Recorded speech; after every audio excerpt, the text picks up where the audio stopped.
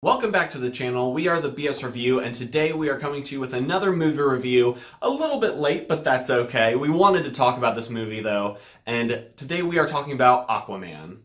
If for some reason you haven't heard of this movie or don't know what it's about, this is following Jason Momoa's performance of Aquaman. We have seen him already. He was in Justice League, but this is his own film. It's kind of an origin story. It's pretty origin-y. They shove some of that in there. But it's not his first appearance. So basically he has a mother who is the queen of Atlantis, and he has a father who is human, and they met and they had a baby and they loved each other, and then things happened and he ended up being raised on land, so he is not very connected to his Atlantean past.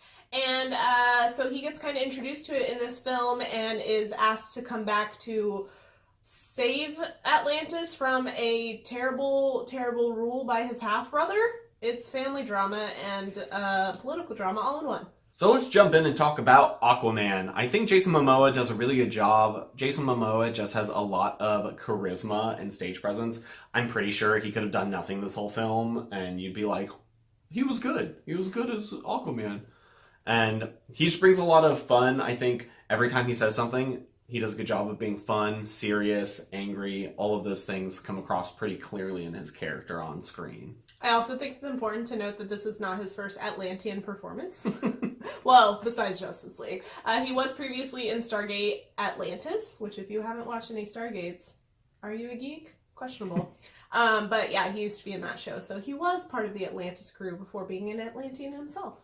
I do think sometimes Jason Momoa is playing Jason Momoa, but that is also... Sometimes? I think all times. Yeah, but that is okay with me because it works, especially for this character. I think it really works to have a different kind of Aquaman, especially for a character that I think that most people think is Aquaman's the lamest person in the Justice League. And in the comics, that's definitely not how he's portrayed, so it's nice to get a cool Aquaman, and I think hopefully he won't continue to be such a lame name of the group. He's a very good antithesis to Batman, in my opinion, personality-wise and motives-wise. He's a lot more fun than Batman. He isn't the womanizing, suave person that Batman typically is portrayed as.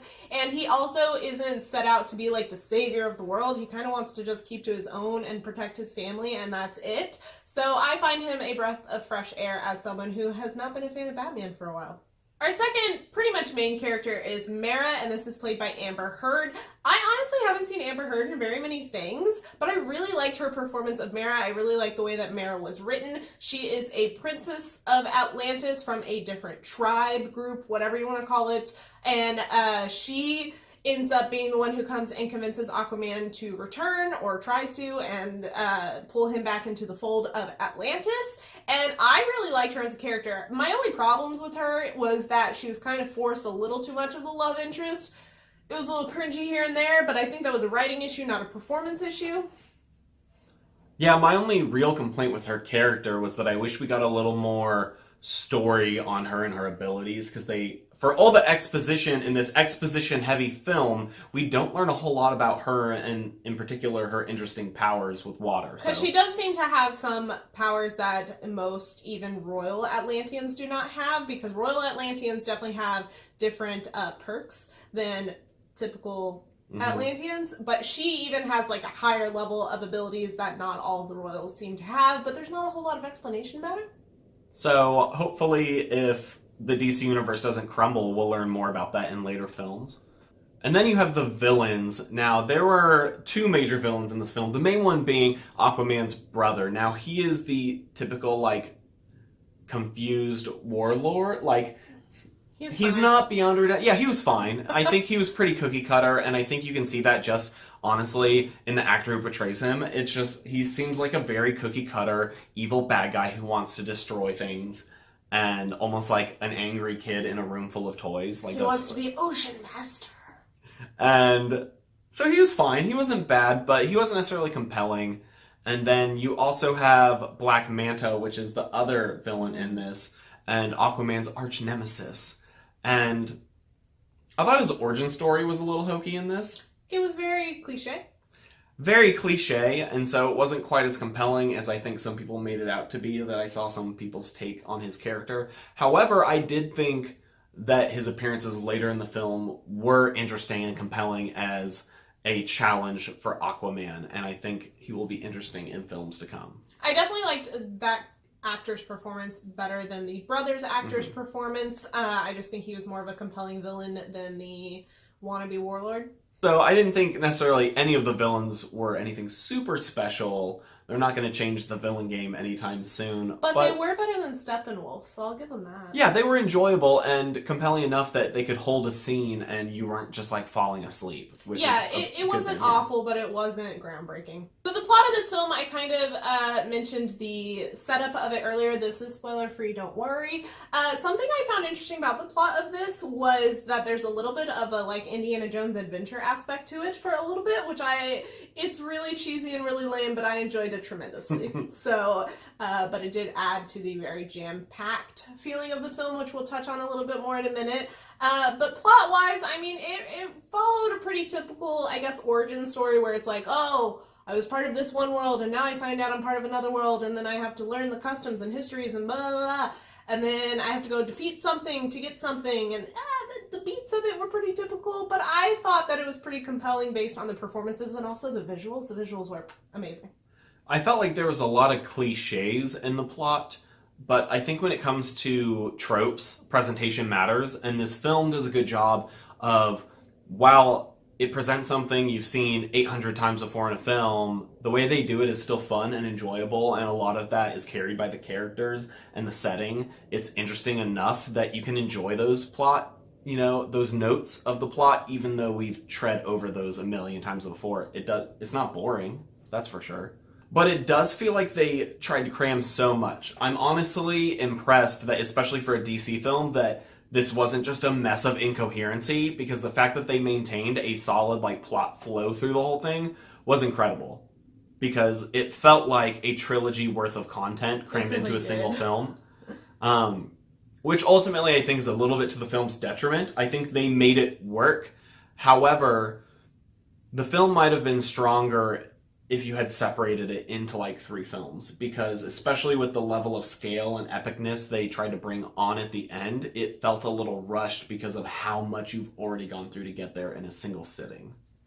Now, mentioning the epicness of the ending, something I wanted to mention about this film was the action sequences. There are a lot of them in this movie. They're pretty much like every other scene, I felt like. But I really enjoyed them. There was a lot of different settings for the action scenes. We had land action, we had sea action, we had multiple types of sea action, which I found really interesting. I just found the settings very intriguing in this movie, and I do think that most of the action sequences were pretty compelling and pretty interesting. Little hokey CGI here and there, little hokey sequences within the scenes here and there, but overall I think that it was really engaging for an audience member.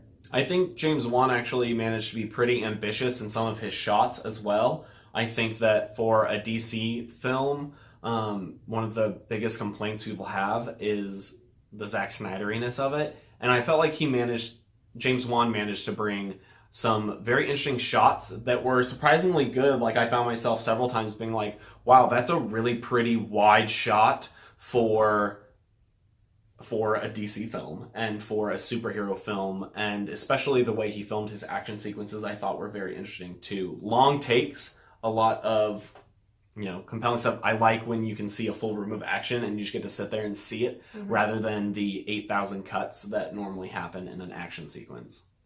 So like we said before, this movie was good. I don't think it will blow anyone's mind with how amazing it is, but it's a fun ride and definitely an enjoyable popcorn movie. And honestly, for a DC film, the fact that it's just not a complete disaster makes it really enjoyable. I don't think it's as good as, say, Wonder Woman, which I think remains the best DC EU film currently, but I think this one can follow behind as a second. And I think they have different flavors of good. I think Wonder Woman is definitely better, writing-wise and script-wise and things like that. But I really enjoyed that this film added a level of fun that we have yet to see in the DC EU. I think that's something that was missing for my personal enjoyment. I know a lot of people like the really dark aspects of previous DC films. I don't. I find it boring and drab and dreary. So I was really happy to have more of this fun side, a fun character, fun settings, fun sets. I just really enjoyed that. So if you like this video, please give it a thumbs up. It really helps us out, and you like us and want to see more reviews. We do a lot on this channel besides movie reviews. You can scroll through and see that real quickly. So subscribe if you like any of that. We would love to have you join our BS Review family, and we will have more content coming out for you guys. Our goal is to be more consistent this year, so we're working on it. And if you have any suggestions for videos you want to see, leave them down in the comments, and we will talk to you guys in our next video. Bye!